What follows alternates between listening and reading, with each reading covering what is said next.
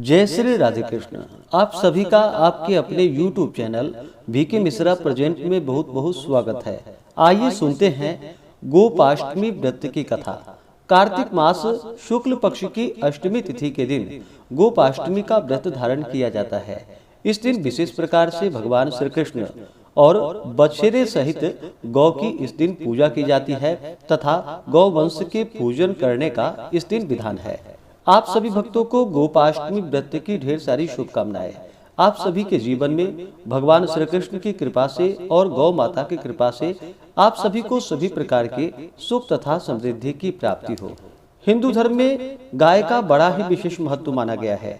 गाय में जो कि सभी देवताओं का वास माना गया है। गौ पूजन करने से सभी देवताओं का आशीर्वाद प्राप्त होता है। कार्तिक मास शुक्ल पक्ष की अष्टमी तिथि के दिन गौ सहित बछड़े का पूजन करना चाहिए। भगवान श्री कृष्ण का पूजन करना चाहिए। इस दिन प्रातः काल उठ करके नित्य क्रियाओं से निवृत्त होकर के स्नान आदि करके शुद्ध वस्त्र धारण करके प्रातः काल जो कि गौ को स्नान करवावे, उनका गंध पुष्पादि से पूजन करे और अनेक प्रकार के वस्त्रालंकार से उन्हें अलंकृत करके उनका श्रृंगार करे। धूप और दीप दिखा करके गौ को ग्रास दे करके उनकी परिक्रमा करे और थोड़ी दूर तक उनके साथ जाएं तो सब प्रकार की अभिष्ट सिद्ध होती है।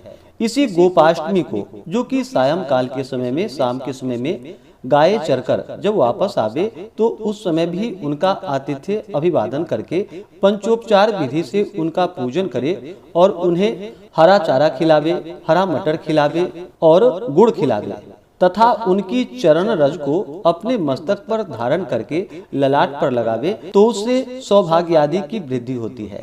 तो आइए सुनते हैं गोपाष्टमी व्रत से जुड़ी हुई दो कथा। तो बोलिए प्रेम से भगवान श्री कृष्ण की जय, गौ माता की जय, सर्व देवी देवता की जय। पहली कथा के अनुसार जब भगवान श्री कृष्ण ने अपने छठे वर्ष की आयु में प्रवेश किया तब एक दिन माता यशोदा से बोले कि मैया अब मैं बड़ा हो गया हूँ। तब मैया यशोदा बोली, अच्छा लल्ला, अब तुम बड़े हो गए हो तो बताओ अब तुम क्या करोगे। तब भगवान ने कहा कि हे मैया, अब मैं बछड़े चराने नहीं जाऊंगा, अब मैं गाय चराऊंगा। मैया ने कहा ठीक है, बाबा से पूछ लेना। मैया के इतना कहते ही झटपट से भगवान ने नंद बाबा से पूछने के लिए उनके पास पहुंच गए। पूछने पर नंद बाबा ने कहा कि लाला, अभी तुम बहुत छोटे हो, अभी तुम बछड़े ही चराओ। तब भगवान ने कहा कि बाबा अब मैं बछड़े नहीं बल्कि गाय चराऊंगा। जब भगवान श्री कृष्ण नहीं माने तब नंद बाबा बोले कि हे लाल, ठीक है, तुम पंडित जी को बुला लाओ, वह गौचारण का मुहूर्त देखकर बतला देंगे। बाबा की बात को सुनकर झटपट से पंडित जी के पास पहुँचे और बोले कि हे पंडित जी, आपको बाबा ने बुलाया है, गौचारण का मुहूर्त देखना है, आप आज का ही मुहूर्त बता देना, मैं आपको बहुत सारा माखन दूंगा। पंडित जी जब नंद बाबा के पास पहुँचे और बार बार पंचांग देखकर गणना करने लगे तब नंद बाबा ने पूछा कि पंडित जी क्या बात है, आप बार बार क्या गिन रहे हैं। पंडित जी बोले, क्या बताए नंद बाबा, गौचारण के लिए केवल आज का ही मुहूर्त निकल रहा है, इसके बाद तो एक वर्ष तक कोई मुहूर्त नहीं है। पंडित जी की बात सुनकर नंद बाबा ने भगवान को गौचारण की स्वीकृति दे दी। भगवान जो समय कोई कार्य करे वही कार्य शुभ मुहूर्त बन जाता है। उसी दिन भगवान ने गौचारण आरंभ किया और वह शुभ तिथि थी कार्तिक मास में शुक्ल पक्ष की अष्टमी तिथि। भगवान के गौचारण आरंभ करने के कारण यह तिथि गोपाष्टमी कहलाई। माता यशोदा ने अपने लल्ला के श्रृंगार किए और जैसे ही पैरों में जूतियां पहनने के लिए दी तो लल्ला ने मना कर दिया और बोले कि हे मैया, यदि मेरी गौएं जूतियां नहीं पहनती तो मैं कैसे पहन सकता हूँ। यदि पहना सकती हो तो उन सभी को जूतियां पहना दो। और भगवान जब तक वृंदावन में रहे भगवान ने कभी भी पैरों में जूतियां नहीं पहनी।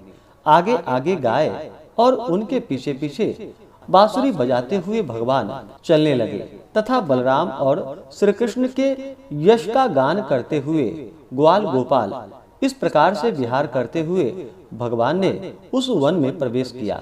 तब से भगवान की गौचारण लीला आरंभ हुई।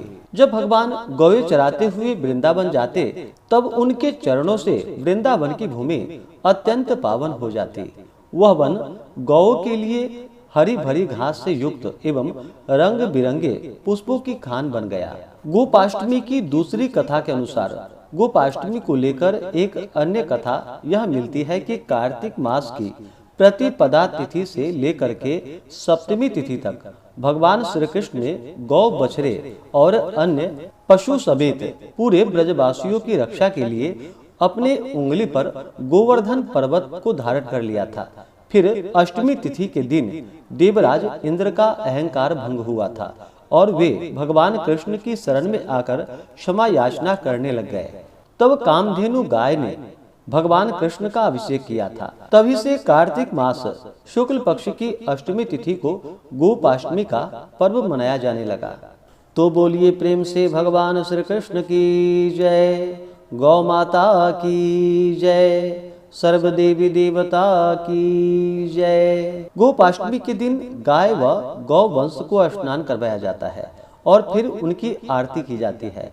आरती करने के बाद हाथ जोड़कर अभिवादन किया जाता है।